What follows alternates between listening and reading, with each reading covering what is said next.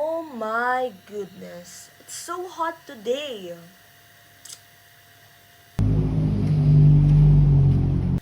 Doc!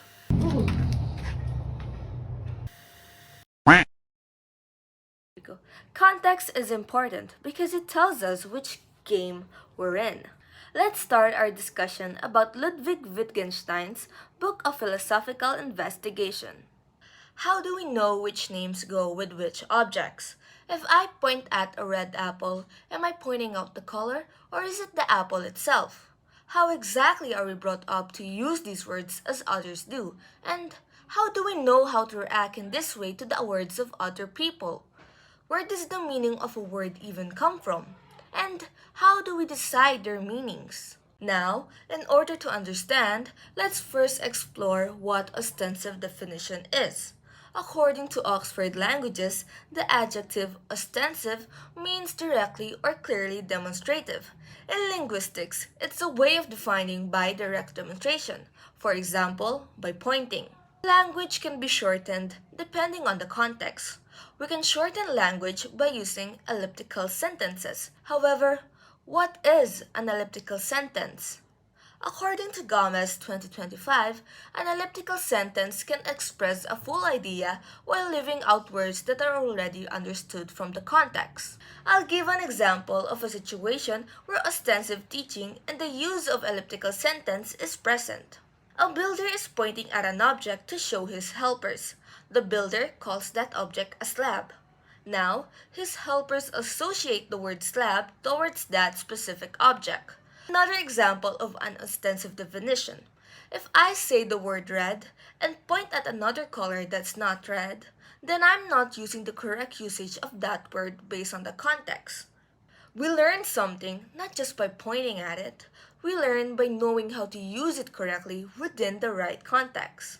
When we give something a name like apple, we are connecting a word to an actual object. However, others may ask, is there a deeper meaning or is it just words? The meaning of the word comes from how the word is used itself. This means that names are not just one-time labels. Instead, their meaning depends on how we use them in different situations. For example, the word bank could mean a financial institution or the side of a river. The meaning shifts depending on the context, so words don't carry fixed meanings. They get their meaning from the way we use them. So what exactly are words? While Augustine found that all words have meaning and are defined by essentially putting a label on things, Wittgenstein compared words to like tools in a toolbox. Each tool has a diverse function similar to how words are diverse in their meaning, like how a hammer is often used to strike a nail, but it isn't limited to just that function. It may also be used to shape an object or to sculpt. Words act in a similar way where they may be defined, but don't always strictly follow that definition. We can further expand this idea when we look inside a cabin of a locomotive. Inside a cabin, we may see many handles that look more or less alike. While they follow a similar structure, their function may still differ. One may be used to regulate speed, and the other to brake, even though they're all still essentially just a handle. So if we were to say that all words signify something, we are essentially saying nothing, whatever, unless we make a form of distinction for certain use cases. Imagine someone saying, all tools modify something. Thus, a hammer modifies the position of a nail, a saw modifies the shape of wood, etc. However, this fails to consider what a ruler modifies. We are meant to create a distinction that the ruler doesn't modify, it informs, or rather, measures an object. Furthermore, if we were to say the word wrench while fixing a car, you wouldn't just imagine the object you associate the label with.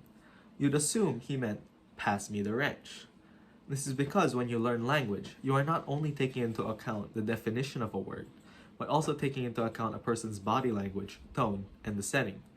The meaning of these words aren't strictly defined. It changes depending on the scenario they're used in. Similarly, if we were to say the word duck, you would probably imagine the animal if we were near a pond. But if we were in the middle of an earthquake, you would process the word as the action of lowering your head.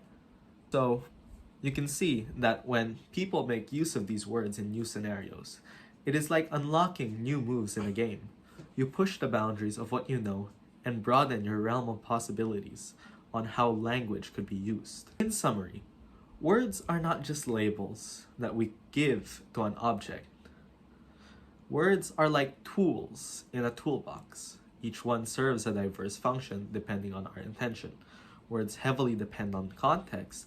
This shows us that language isn't just about words themselves, it's about how we use them. Let's move to the concept of intensions and extensions. The concept is very helpful in avoiding ambiguous or vague words. According to Britannica 2020, an extension indicates its range of applicability by naming the particular objects that it denotes. On the other hand, an intension indicates the internal content of a term or concept that constitutes its formal definition. Here are the examples. All individual plants that exist in this world. That's an extension. A living organism that is composed of cellulose. Now, that's an intension. A closed figure with four sides. That's an extension. Squares, rectangles, parallelograms, trapezoids, rhombus, and etc. That's an intension. A celestial body that orbits a star is spherical and cleared its orbit. That's an extension. A planet, for example, like Mercury, Venus, Earth, Mars, Jupiter, and etc. That's an intention. Wittgenstein also introduced the idea of family resemblance. Words don't always share one single trait in common. Instead, they're connected through many overlapping similarities, just like members of a family. For instance, siblings may not all share one exact feature, but you can still see the resemblances across them. Words work in a similar way, related not by one defining characteristic, but by a network of connections. For example, checkers, chess, frisbee, and basketball are all called games. Yet, when we compare them, we see that they do not share one single feature in common. Some games, like basketball and frisbee, rely mainly on physical ability, while others, like chess and checkers, require mental skill. Some are played purely for fun, while others involve serious competition. There is no strict definition that applies to all of them at once.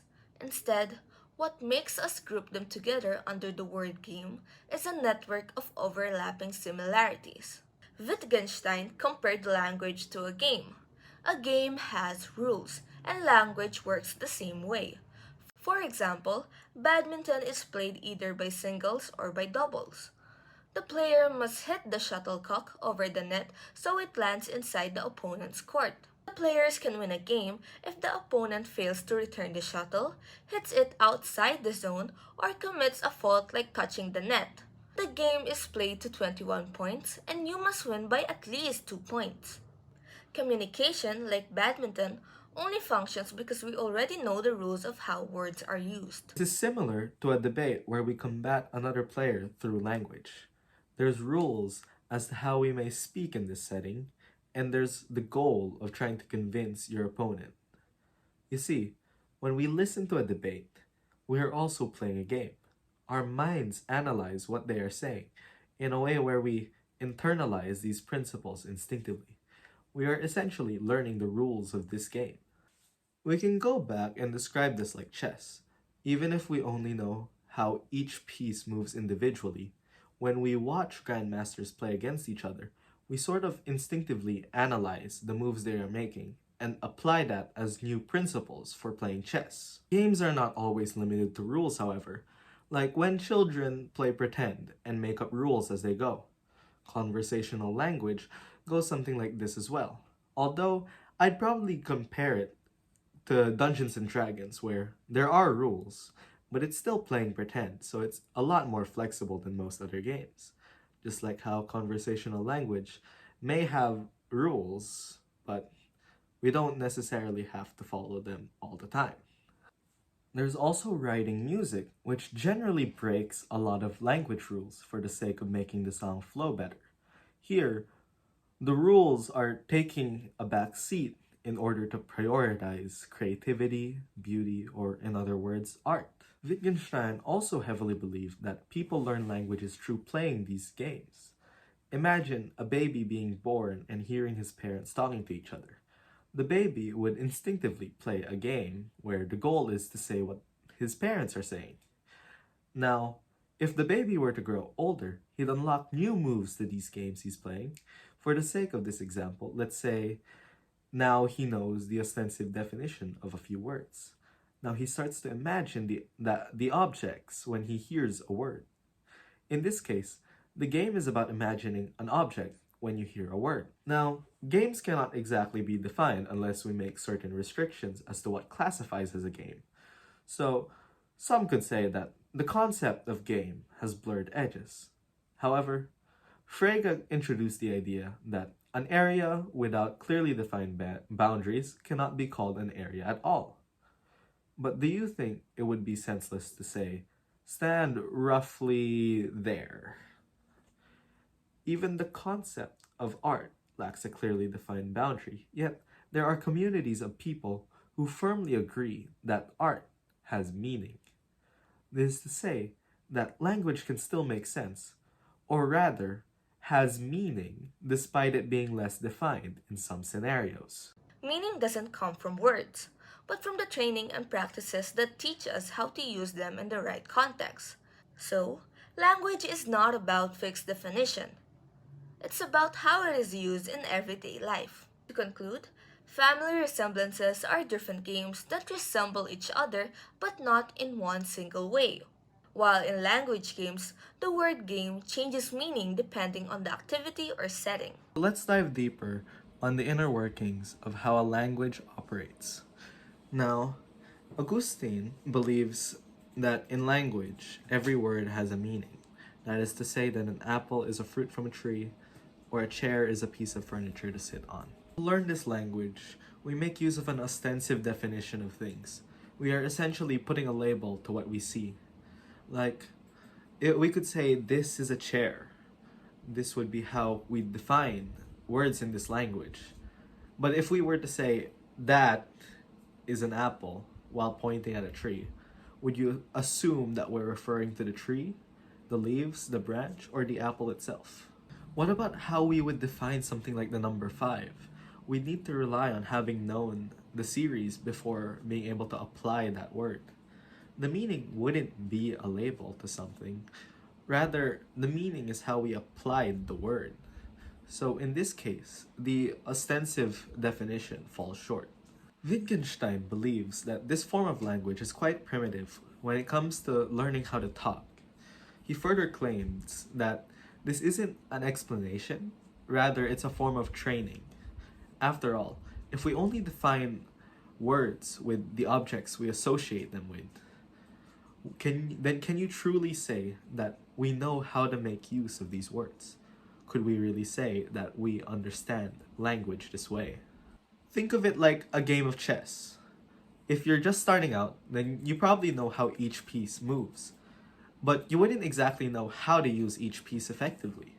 You wouldn't expect a new player to know that a knight can fork or a bishop could be offered as a Greek gift. Similar to how a child would start out knowing the definition of words, but can't exactly understand how to use them. Gottlob Frege was another key thinker. He believed that every assertion contains an assumption. He wanted a way to formally distinguish these assertions, so he proposed the use of an assertion mark. Wittgenstein thinks, however, that this mark is unnecessary because by nature, an assertion would already be made clear. Think of how when someone makes a claim, we process his claim in a way where we may take it as truth or doubt what he's saying. For example, you do not need to say, I assert that it is raining. For in this case, I assert that becomes redundant. We could simply just say, it is raining, and the thought of an assertion is still there.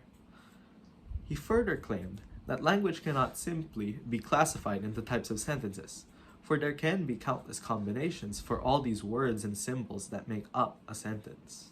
In short, the meaning of language cannot be simply defined. It is flexible depending on the scenario. The act of learning a language is more than learning the definitions of words. Rather, it's closer to playing games we construct in our minds, for the world is far more complicated than the words we use to describe it.